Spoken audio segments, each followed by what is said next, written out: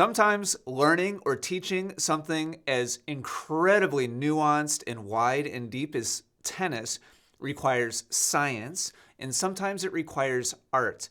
And understanding the difference and how to walk the line between the two is critically important.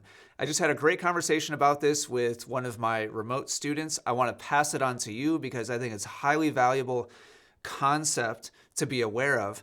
What do I mean by art or science? Science, I want you to view this as like a big, wide spectrum. And on one far end of the learning style spectrum or teaching style spectrum is science, purely based on structure and mechanics and rote memorization, just repeating, like shadow swinging, like for the millionth time, position 1 and then position 2 and then position 3 and then position 4. Whenever I think about hardcore science approach, I think about Eastern European, at least the reputation that, Russians and other Eastern European coaches and players have is just highly, highly structured, and very few balls are being hit, and it's just doing it right over and over and over again.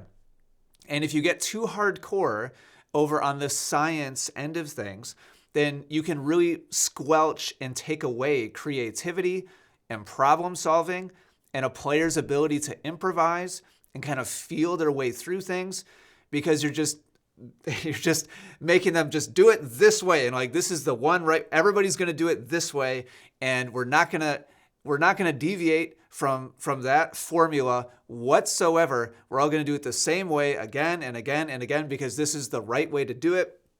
This is the training methodology. This is the execution, methodology, and we're all going to do it together over and over and over and over.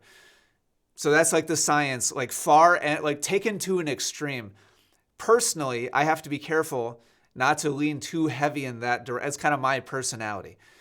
Then way over on the other end of the spectrum is art or like feel-based training, where the goal is like, just let the student work it out, figure it out, let them do what comes naturally, just let them just be loose and relaxed, don't give them any structure, and let them just intuitively, naturally just figure it out. Maybe just let them watch Roger Federer for a while and then just go do that. Like no judgment, no structure, no real guardrails or feedback. Again, I'm describing like the far end of like that end of the spectrum. Here's the problem with that. Most of us are not incredibly inherently talented, where we just have a genetic base that's just like wired for whatever skill we're going. We're talking about tennis here, right? So if we can either borrow from other habits that are closely related, this can work, assuming those habits are good habits. Like a classic feel kind of drill is stand up next to a high fence at your local tennis courts, take a racket and just throw the racket over the fence, throw the racket over the fence. And if you just do this enough times, then you're just going to naturally develop a good athletic serve in tennis, because a serve in tennis feels like throwing a racket over the fence. Here's the problem with that. If you have bad old habits connected to the discipline of throwing, then it doesn't matter how many times you repeat that old bad habit. You're not going to just magically evolve into some fundamentally different way of moving your body and releasing the racket. Sometimes it happens, but there has to be a kernel, like at least a little bitty piece of the foundation, already present to build on top of. You're not going to just magically sprout a perfect serve motion by doing some drill if you don't have very much inherent talent or ability, and you don't have any other discipline to borrow from that was already solid and good. And my student that I was just talking to on the phone was like, but if I just relax and I just focus on this thing over here and I just try to flow and like make my swing smooth, then I'll just magically, automatically do all the other stuff well, right? Because my brain is kind of like focused on this thing over here. So everything else is just going to naturally check all the right box, like my patterns and my tactics and where I aim the ball and my footwork, like it's all just going to be magically great because I'm not thinking, I'm not over processing, I'm not like overthinking it, I'm not making it all robotic. And so it's all just going to flow magically. It's going to, and I'm kind of putting words in his mouth a little bit, but it was clear in our conversation. He was trying to find some kind of like magic shortcut where, oh, if I just think about this feel, then everything else is going to be great. He did it with his mental game too.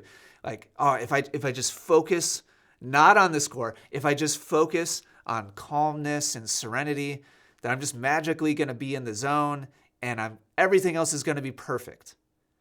And that will only be true, again, if your pre-existing training is fundamentally sound, wide enough and deep enough that it does kick into play and the pre-existing subconscious pathways are the right ones and the correct ones. Building those pathways, if you're not just an incredibly talented person, takes some science. And sometimes feeling your way through to a better way of moving your body takes a little art. And so a good learning approach and a good teaching approach has a little bit of combination of both. And some students resonate more strongly with the science and like the rote, structured repetition. Some people's personalities resonate more strongly with that. Other people's bodies and personalities resonate more strongly with the free form, open, like field drills. Oh, just throw this medicine ball against the wall a couple times and poof. It's like, oh, well, why didn't you just tell me? It's just like this. You just had to tell me it was like this. And then everything just kind of clicks. You have to be self-aware enough to know where do you learn the best. And it's not all or nothing. It's a big spectrum. And sometimes you're going to need some bits and pieces across different locations on the spectrum between art and science. One more quick concept here. This connects, a great metaphor for this is music or like literal art, like painting. You can't be all or nothing art or science or like feel versus like structure. So like case in point, like jazz, music. Yes, there's a lot of improvisation, but you can't improvise if you don't know the scale in the first place. Like when jazz musicians begin just a free-form improvised song, you have to know the scale backwards, literally backwards and forwards, before you can make an off note be artistic. But without the scale's structure, like if the trumpet player just literally plays random notes, it won't make any, it's not art anymore. It's just gibberish. It's just playing random, like anybody with no training can do that. What makes great jazz music incredible is there's a structure to the timing and there's a structure to the notes that are being played. And then the musicians play off of that. And they hit off notes in the tempo and they hit off notes in the scale. They borrow from different scales and they borrow from different tempos. But it doesn't become art until you have mastered the structure first. And then you can know how to deviate to make it creative and make it interesting. And it's the same thing in like painting. My student on the phone was like, oh, you know that painter that just like throws, like paints? He was talking about Jackson Pollock. This might not, yeah, here we go. Here's the thing.